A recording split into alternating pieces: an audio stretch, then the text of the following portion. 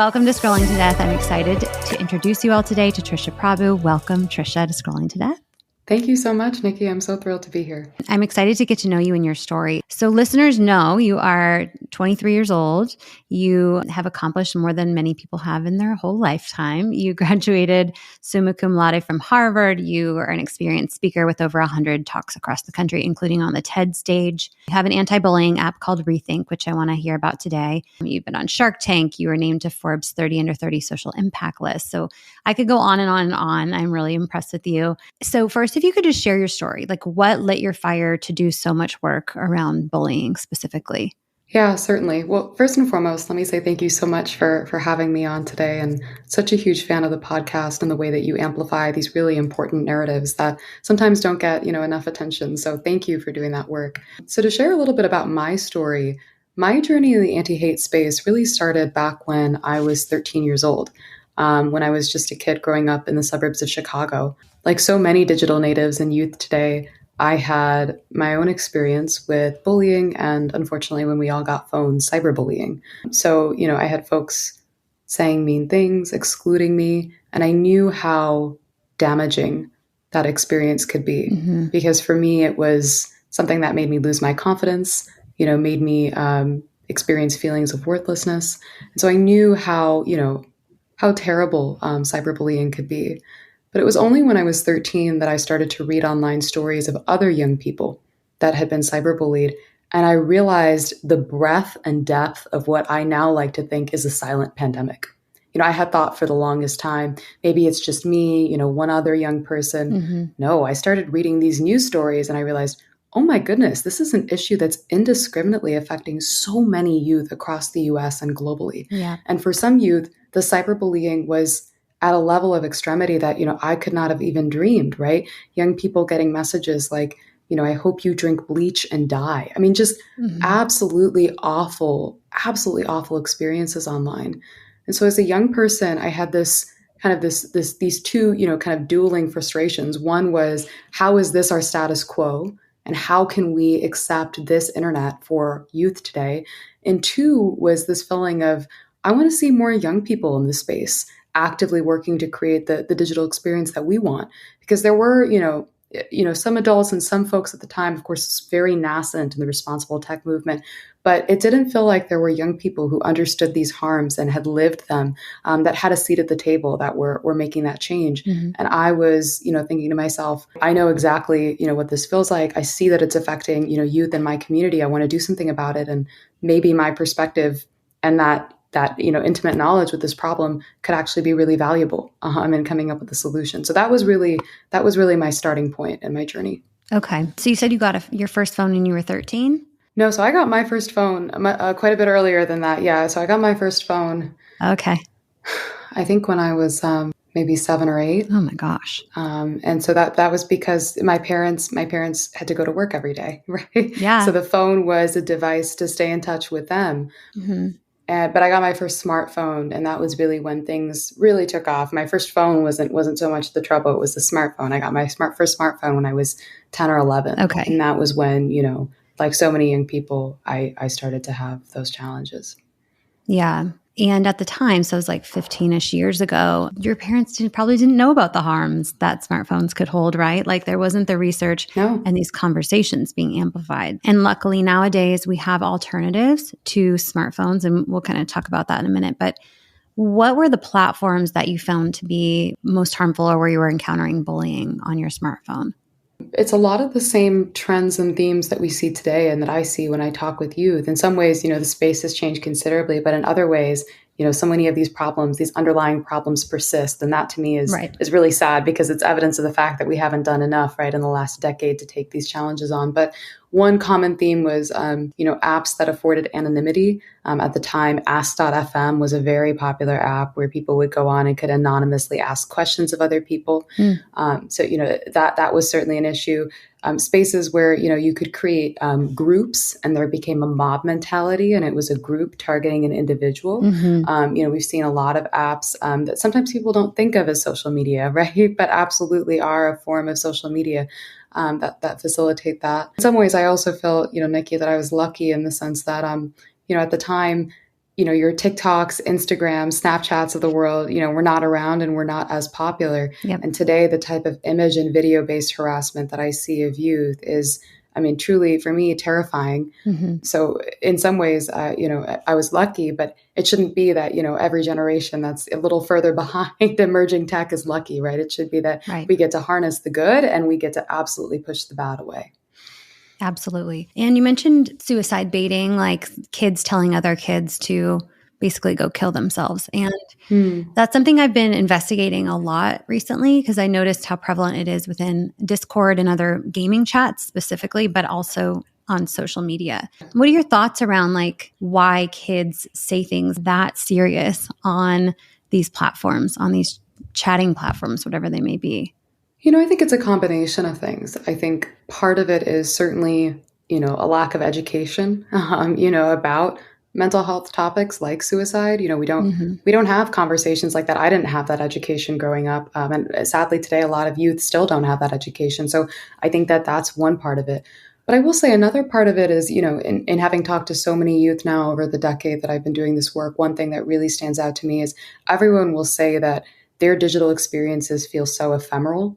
Like what they're saying doesn't matter. It's just disappearing into this black void, right? And there's no friction and there's no sense of accountability or responsibility. It's just the space where they can be possibly at their worst, and so it's interesting because a lot of these young people say, well, I would never say something like that in person. Right.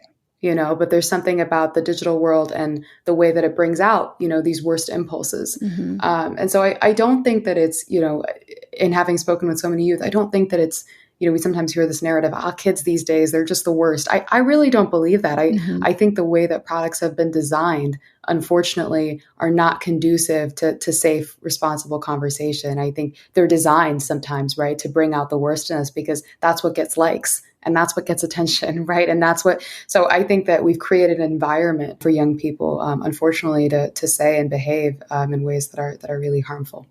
I agree. And when it came to your bullying, did you tell your parents? Did you tell your teachers or anyone about what you were experiencing? So I did not for a while. And that's, as research shows, like most youth. Yeah. That was one of the most profound realizations for me in doing this work. It influenced a lot of the work that I did with Rethink, was realizing that a lot of young people are not comfortable going to, a parent or a teacher. Mm-hmm. And yet the burden is put on them, right, to take action, which it seems so, kind of twisted around that we do that. Mm-hmm. But yeah, I mean, I really struggled with that. And, in talking with you today, it seems like it's a lot of the same themes and threads of, worrying that you'd get in trouble for some reason, being ashamed, right? That you were, experiencing this, or that, your peers saw you in this way, mm-hmm. Not wanting to, possibly add to your parents' stress, right? If they're experiencing other things, thinking, I just need to own up and handle this. I can't add more, the other thing I hear, young people say is, well, my parents never really talked to me, about technology and the internet. So I never really thought, I'm always the one, fixing tech stuff for them. So I never really thought of them as someone I could turn to, because we never really had a conversation where they were kind of supporting me and my digital experience. Right. So, I mean, that's something we can get into, but I think that those are all issues that remain really relevant. Yeah. And you hear a lot that the kid doesn't want their device taken away. And they're afraid that if they tell they're getting bullied, right, they're going to lose that device, which they're so dependent on. And the generational differences is really interesting. And I think we did just go through a decade where the kids were definitely more tech savvy than the parents. And we as parents just didn't know any better and couldn't keep up. And I think we're passing that. I hope now parents are learning that it's our responsibility to teach our kids how to use technology safely and talk to them about it every single day. We have to be asking. Yes. Right? Like, and what are those questions like parents can ask their kids who are using their technology to try to gauge where they're at emotionally? It really helps to have those conversations as early as possible, as proactively as possible. So even before, your child gets a device, if you can start planting those seeds and having those conversations, that's a really, really powerful way to create transparency, right? And to identify to your child that you are an expert, you are a source of authority, right, on this topic, and you are someone that they can turn to. A practice that I've seen a lot of parents implement and that they've all reported a lot of success with is like a weekly check-in, and it's for the whole family. So the whole family comes together, everyone sits down at the table, kind of like we might, at dinner. And, we talk about, devices, we talk about rules, we establish clear expectations, right? We talk about what we're seeing, what we're experiencing. And at first it can feel a little awkward and forced, but over time it just becomes a normal thing, just like you check in about homework, just like you check in about anything else, right? Now you're checking in about devices, right? And digital experiences. And again, it's just such a good way to create transparency. It's also a really great way to ensure that you and your child are kind of collaborating on this digital experience together, right? To your point about, kids sometimes being worried that their device is going to be taken away. Well, when you and your child are co-creating rules together and there's that level of trust and legitimacy from both perspectives and ends, it's much more likely that your child's going to adhere to every rule. It's also more likely that they're going to feel like they can come to you and not face some sort of adverse consequence, right? So I think those weekly syncs can be really powerful. And then in terms of what specifically to say, there are a bunch of things, but I think the one thing that I'll kind of draw attention to, because I don't think enough parents do this, is to talk about the scary stuff. I think a lot of parents don't want to have, it just feels so taboo, right? To talk about, for instance, deep fake porn. No one wants to have that conversation, but while it's rare, it's happening, right? And it's increasingly becoming more prevalent. And those are especially the types of situations where a young person is extremely likely, right, not to tell anyone or to be really worried that they can't come to their parent, or especially to think, my parent doesn't know anything about this. How could I even begin to explain this to them? Yeah. So when you take on those more complex issues, what you signal is, one, I know what's up. I am, an authority figure on these topics, so you can come to me. And two, you make it really clear, right? Like, I am your resource for support if something like this happens, and you're not going to get in trouble, right? So I think having those conversations about the scary stuff, as much as, I think parents sometimes want to move away from it, as much as, you can do that, it's just a really good way to set your kid up for success and ensure that they feel comfortable coming to you. Yeah. And I think that the risks are too great. And you may think, oh, no, that's not going to happen to my kid. It's just not. But every parent I talk to whose child has been harmed, they are a normal kid and they never, ever would have imagined what happened to their kid. And unfortunately, our kids are getting targeted on social media, specifically with things like sextortion schemes. Our young teenage boys are 13 and 14 years old getting contacted by a pretty girl asking for a nude photo. That's actually a man in Africa that's going to now extort him for money. And so there's some scary stuff out there. I did a video a day or two ago, about a sextortion example and a boy that died by suicide because he didn't know how to handle that situation. And so unfortunately, and these conversations are not fun, we have to be telling our kids, if you have a teenage boy, you need to be teaching him about what could happen if he shares those type of photos online, right? Totally. It's just part of our world now. So I totally agree with sharing the hard stories. And there's lots of Instagram accounts or news feeds, I think, that you can find these things. They're not as accessible in mainstream news feeds because it sort of sheds a negative light on social media platforms, and they somewhat control your news feeds. And so it can be difficult to find this information, but find the accounts like mine or yours, and we'll share that handle too, who are sharing these important stories. I love that tip. I couldn't agree more. And I think mirroring is really interesting too. So parents, we're getting smarter with how screen time is affecting our kids and also us. But parents, we have fully developed brains and we can set better boundaries, but we have to make smarter decisions around mirroring for our kids. One example that I like to give is my husband and I don't post photos of our children online because of the risks, the security and privacy risks. And we believe that should be their choice to be able to share their own identities online. And they know that. And so that's just an interesting and I think creative way to show them there are risks to this. We choose to protect you. When you get older, you get to make that decision on your own. Totally. And I think setting examples as a parent is so critical. And I think it's funny when I talk with youth and I hear stories about young people pushing back against, say, parents' rules about devices or tech use. Mm-hmm. What they'll often lean on was, well, you do this. You're telling me not to say or post this stuff, but you posted this stuff on Facebook last week. You know what I I mean? And so know. it totally undermines, your legitimacy as in your digital parenting role, right? Yeah. When you're not necessarily setting the example that you expect of your children. The other thing that I'll say to your point, Nikki, is like the security risks, certainly, Yeah. of this kind of sharenting that we've seen a lot of in the last decade is considerable. And I think, a lot of parents don't realize, especially now with AI, increasingly becoming, a force in our world where we see, things like deepfake porn come up. It's because people are able to access public photos, right, of some person, Yeah. a lot of different images, and use that, right, to generate something. So where you can, ensure that what you're sharing is private or just minimize sharing as much as possible, it's a smart practice, especially, if you have a minor and, they aren't necessarily, maybe consenting, right, to that content being shared. So it's all tricky, but I think you're totally right. Setting an example is really, really important. Yeah. I think there's always little adjustments you can make to be a little more secure when it comes to the sharing your kids online, especially going through your friends list, right? Are you sure you really know everybody that's on that list if you have a private account? Yeah. Definitely not having a public account. I think I think we should be done publicly sharing our kids online, but that's a whole other topic. Yeah. Yeah.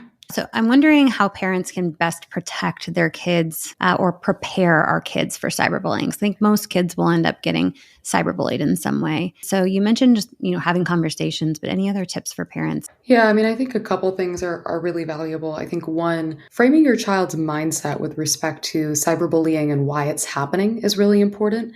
A lot of young people, especially at that middle school age, right? I think to the extent that you can convey to your child, this very simple principle that hurt people is really powerful, right? It's a reminder that the fact that someone's cyberbullying you is not a you problem. It's a them problem, Mm-hmm. right? And a lot of research does show that cyberbullies are former victims, right? Who are struggling with themselves and taking it out on someone else because of their own insecurity. That, of course, does not mean that we excuse or condone the cyberbullying, right? But I think it's helpful if you're a child that ever experiences some type of harassing content, in terms of minimizing the way that that affects how they see themselves, right, or their sense of worth, or I think just reminding them where that's coming from and that it's not coming from them, right? It's coming from the other end, right? From the cyberbully is really, really important.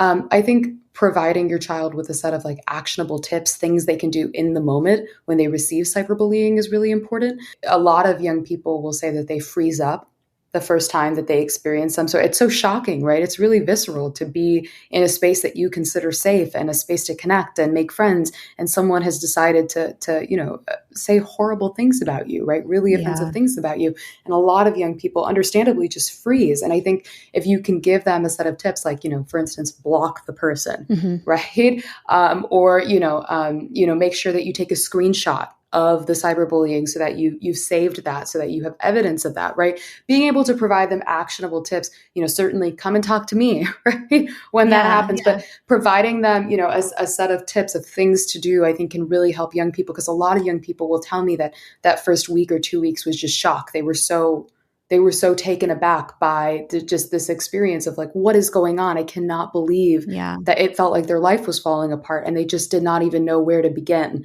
right? When you're in that moment of just feeling so isolated and so hurt. So I think that that's another really good way that parents can prepare kids for that type of experience. And I imagine they start to believe it, right? Because when you go round and round in your head, it's like peer approval is so important. And that teenagers, the whole goal is to start to separate from their parents and form other bonds. And that's with their peers. And so when their peers are telling them something, they're going to think it's true, or at least second guess themselves. And so I think those are great tips. And one thing, when I do some work in gaming and these gaming chats, most important is teaching your kids how to block, right? And how to report people. And it can be like the reporting can be anonymous too. It is anonymous typically. So as parents, we don't want our kids to experience cyberbullying ever, right? So, Of course. and we know also that one place that they get cyberbullied is social media.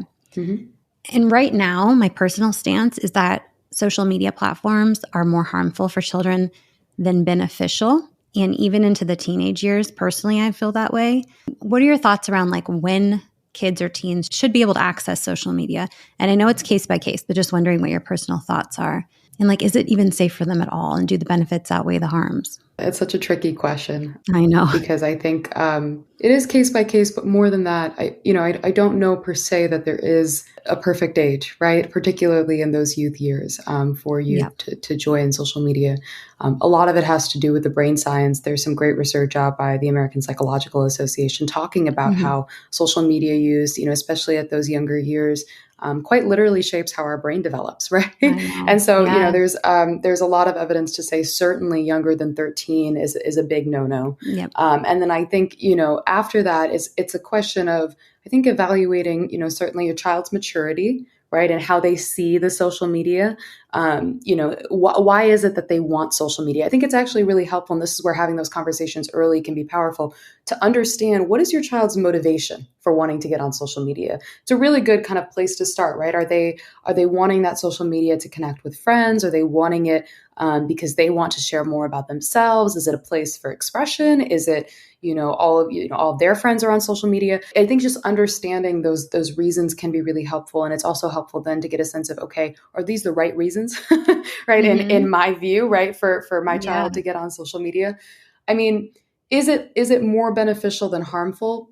I would say on average, probably no. There are certain groups I think that benefit more. For instance, the LGBTQ plus community historically, there's been a lot of folks that have said that, especially in spaces where, they're experiencing homophobia or they can't find community elsewhere. Yeah. Social media is kind of their lifeline, right, to find community. And so I think there are some communities that are absolutely benefiting. And, I'm certainly not one to say that there's no benefit to social media, but at the same time, LGBTQ plus youth are also 3 times as likely to be cyberbullied as other youth on social media, right? So that's the other side to the story. That's, and it's often because of their identity and because of their sexuality, right? So this is the really constant trade-off. I think the Surgeon General, Dr. Murthy, put it really well, which is we just don't have evidence right now to conclude that social media is safe for kids.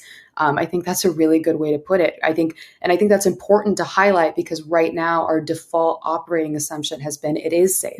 And I think it's maybe important to shift the default to maybe it's not safe and we don't know that, right? So I think that should influence how you're thinking about, when your child should get social media. Last thing I'll say on this is I've seen a lot of parents do this very successfully. Is one of the biggest things they'll say, drives their parent or their child's interest in social media is, oh, well, my friend has it. And so what some parents have done is they've created like a little group of parents who all agree to only give their children social media at 15. Yeah. And so this way it's really hard, right, for your child to come and say, well, they have it because all the parents are kind of in on it together holding the line, right? And when you think about it, social media, it only becomes, only offers some value when all of your friends are on it, right? If the people that aren't on it, then what's the point, right? And so there is actually, I think, a lot of power in creating that kind of group and possibly holding the line that way. But I will say this, I mean, it's pretty clear, the later the better. That is definitely true. And I can personally attest, how much ever, the young people I've spoken to complained or asked for social media, a lot of them say, I wish it had been later. And I honestly did not enjoy it as much as I thought I would. So, I think that's really important. And no one's saying like, well, maybe not no one, but people aren't saying, I wish I got it earlier. Yeah. Like you're not often hearing that, or you're not often hearing parents say, oh, I wish I had given my kid a phone or social media earlier. That's not a thing either. Totally. And I love what you shared about asking what their motivation is and then finding alternatives. Like if you want to chat with your friends, okay, we'll give you a safe phone and you guys can make a group message and then, I'll check in on it and make sure and ease you into the communications with trusted people before I let you loose to communicate with strangers on the internet, which once you give that social media, like they're going to be communicating with strangers.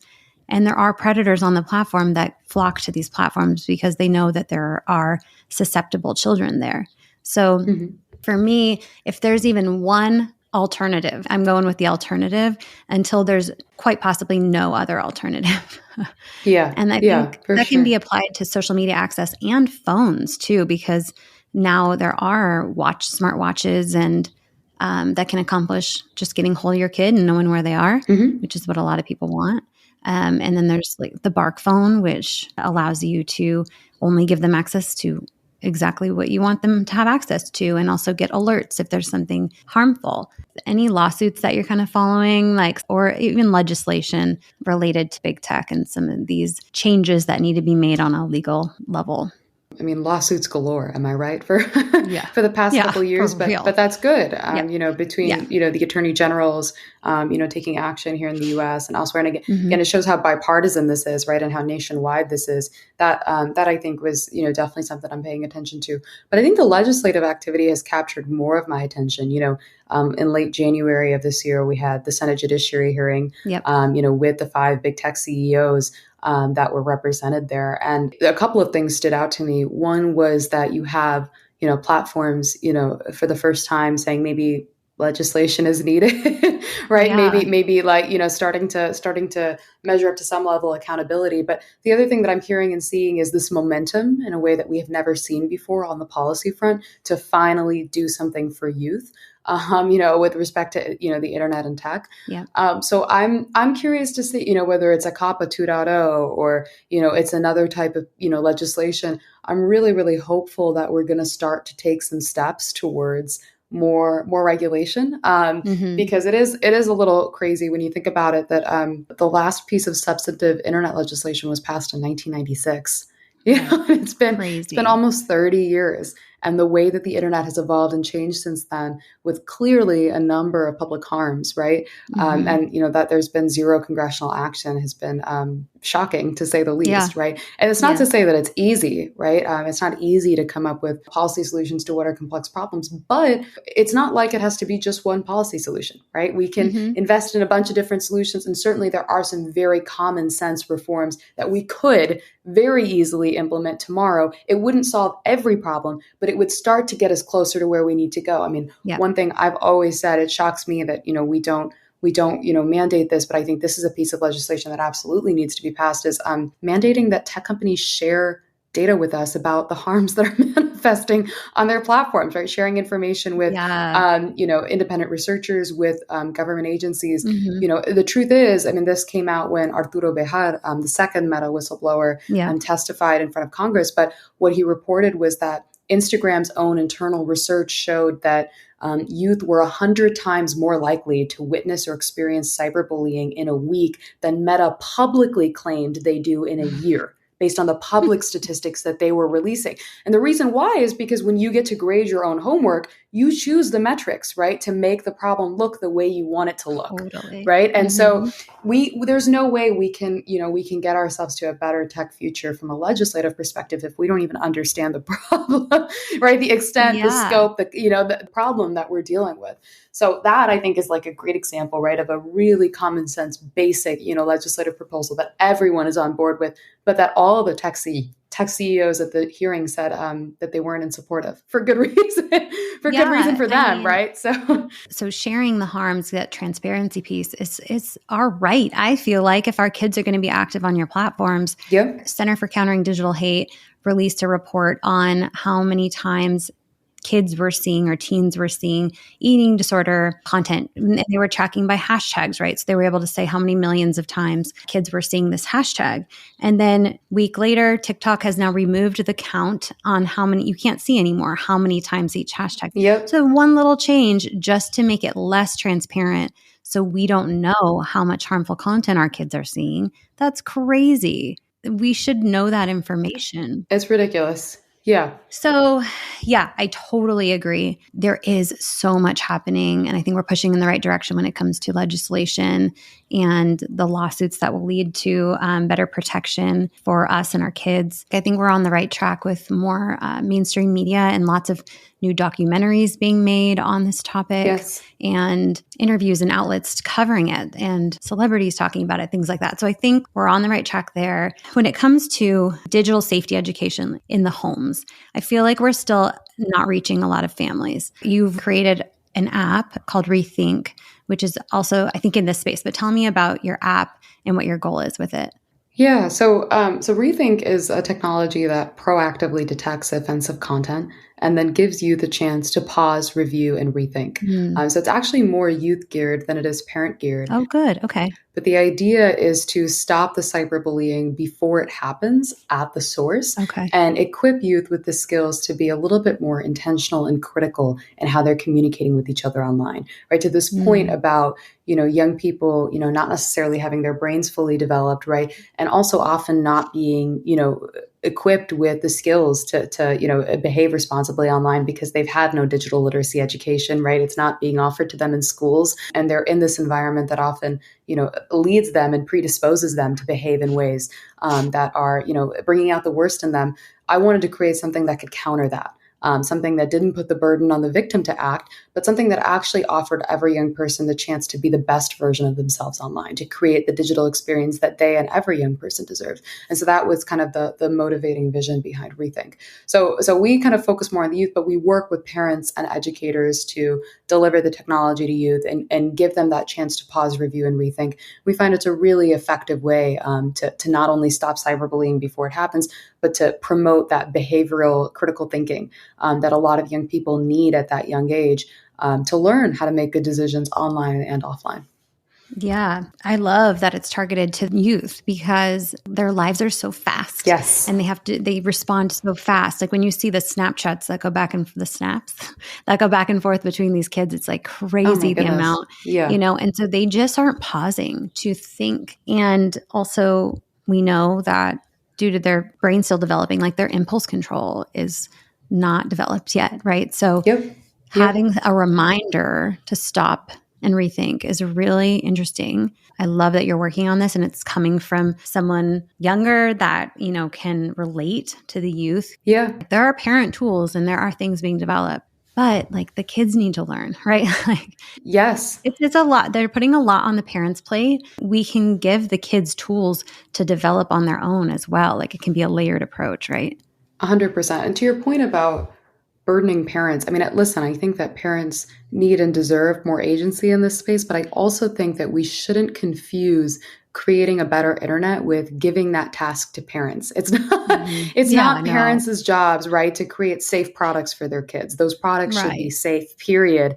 And then we need to help parents navigate, right, the digital experience with youth. But Yeah. yes, totally. Those products need to be safe by design. And I think what we've seen a lot of platforms do, I mean, this happened certainly, ahead of the Senate Judiciary Committee, is roll out all these tools for parents that internally they themselves acknowledge that, I think in Instagram's case, the parental controls that they rolled out, less than 10% of youth, had linked up with a parent to try and, leverage any of those controls because they weren't intuitive. They're not easy. And from a parent's perspective, you've got a lot of things on your plate, right? Digital parenting, Yeah. no one has, that much more time to do that. And so, of course, we want to support parents and give them, what they need to help support their children. But at the same time, we want to be careful not to confuse empowering parents with, absolving platforms, right, of the responsibility that they have. Totally. We're just really behind in supporting parents. One example, Trisha, is at my kid's school. Starting in fourth grade, they get to take their iPads home, and the district sent out an email. Hey, we know you want to be able to have more control over the kids' iPod at home. So starting at 6 p.m., you can have it turned off, basically, or blocked or something. And there was all these instructions, and it was so complicated. And I was like, that's like, no one's going to do this. And I found out 2 people of like 1,000, 2 parents had enrolled in this because it was so complicated. And they're probably just like, I'm just going to turn it off, or they're not even thinking about it because they don't know about the harms. Why not do that by default? Why not have it I turn off at 6 know. p.m., right? Why not do it the other way around? I have Totally. to take them home in the first place. Like I am opting out of that when my kid's in that grade. No, thank you. I'll take the papers home. They can do paper homework. Yeah. And that's something I was talking today with Titania Jordan at Bark Technologies. We were talking about, like, I think you can opt out of these technologies in classrooms. What do you feel about like the prevalence of giving my kindergartner has an iPad in the classroom? Like, what do you feel about the level of technology use in schools? Yeah, it's complicated, right? Because I think on the one hand, it was the one thing that kept education alive during COVID, right? So I mean, it obviously it has some value, and I'm not going to be one to knock that, but Yeah. it is interesting to me. I've been doing talks to youth for about a decade now about cyberbullying. Hmm. When I first started this work, when I would ask, third, fourth, fifth graders about, their device use, it was pretty minimal. Today, when I walk into, an elementary school and I ask, fifth graders, how many of you, are regularly using a device, whether it's a school issued device or your own device, 80-90% of those hands are up, right? At minimum, because of how prevalent device use is in the classroom now. I think the concern is, what are they using those devices for? If it's educational, that's great. But, often, I'll hear stories from youth and from parents. Oh, they were spending time on YouTube watching all these videos that I never, would have let them watch. And I had no idea. Right. Hmm. And again, it's tough because, it shouldn't be on the parents to have to figure that out. So it's a little bit of a balancing act. The other thing that is interesting is, I think some people see technology as kind of a means to replace, kind of more traditional education.